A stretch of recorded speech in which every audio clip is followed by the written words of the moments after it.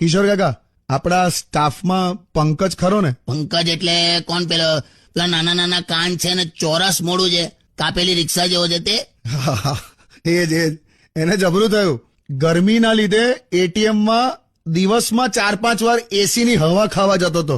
એમાં કોક છોકરી એને અમીર સમજી બેઠીને એનો નંબર આપી ગઈ. બોલો બોલો, કેવું કે નસીબ છે એના.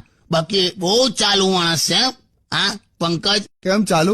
એણે એના ખર્ચે એના એરિયામાં સ્પીડ બ્રેકર બનાયા છે. એની ગર્લફ્રેન્ડ ને બાઇક પર બેહાડીને એ જ એરિયામાં ફર્યા કરે. શું વાત કરો છો? ખ્યાલ આવ્યો ને તને? હા, સમજી ગયો.